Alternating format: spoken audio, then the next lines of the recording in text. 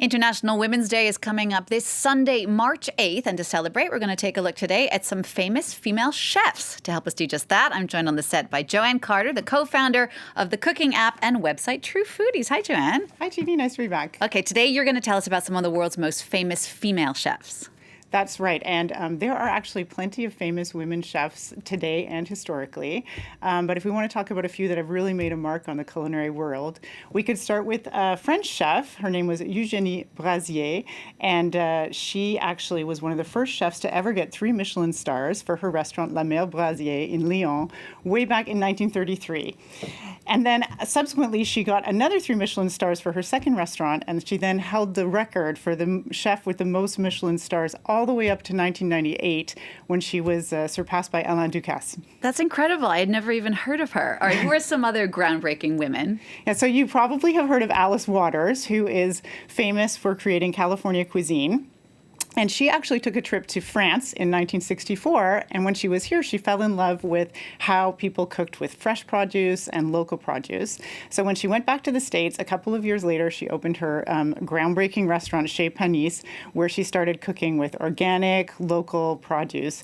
And it really took off. And as you, I'm sure, know today, like it took off so much that most chefs today cook with that kind of style. Alice Waters, I have heard of her. Also, a lot of celebrity chefs on TV. I'm thinking of people like Nigella Lawson or Julia Child, who is such a one of a kind. Yeah, Julia Child was a real pioneer. And amazingly, she's not that well known here in France.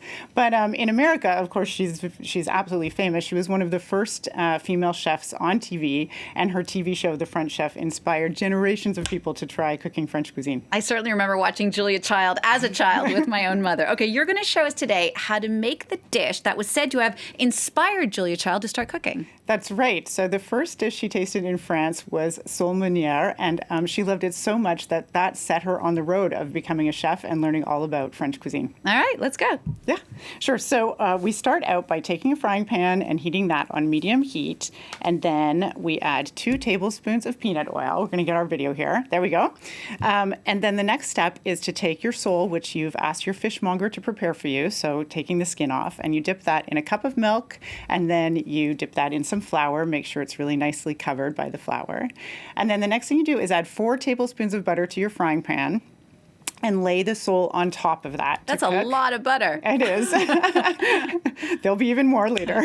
And then you cook that for about 2 minutes per side, and you flip that over and also keep spooning butter onto it as well while you're cooking. Where does the name sole meunière come from? Because that's what we call it in English too. Yeah. So meunière is literally the word for miller's wife. So sole meunière is basically sole prepared the way a miller's wife would do it. So dipped in flour and then fried. Yeah.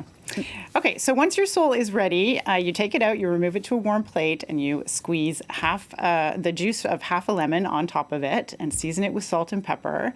And in the meantime, you heat up a new pan, and here's the more butter. You add 5 tablespoons of butter to the pan, and you cook that until it's just nicely browned, or noisette, which means it has this really delicious nutty flavor.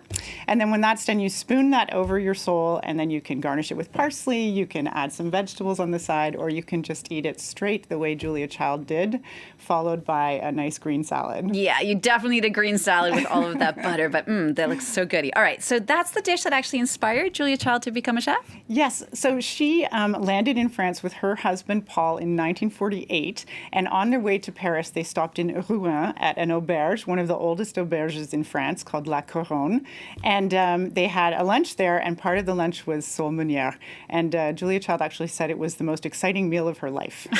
And that's making me want to go to Rouen and to go try that out, because that restaurant La Couronne is actually still there. Yes, it is. All right. Give us some more recommendations of some other places where we can find great meals by female chefs today. Okay. So you can actually still go to La Mère Brazier in Lyon. The restaurant is still there, although it only has 2 Michelin stars now instead of the original 3. Just 2. Just 2. But there are plenty of restaurants led by female chefs. So some great recommendations. Core by Claire Smith in London. London, Atelier Crène by Dominique Crène in San Francisco, or Anne-Sophie Pic here in France, or Elena Arzac in Spain. I'm happy to say the list goes on and on. And it's so great to know that there is no shortage of female chefs in a field that really seems dominated by men. So thank you for giving us that look at that ahead of this International Women's Day on Sunday. Thanks so much for that, Joanne Carter. Now remember, if you want to get that recipe for sole meunière or any of the other recipes that are on the True Foodies website, you can just check it out, truefoodies.com.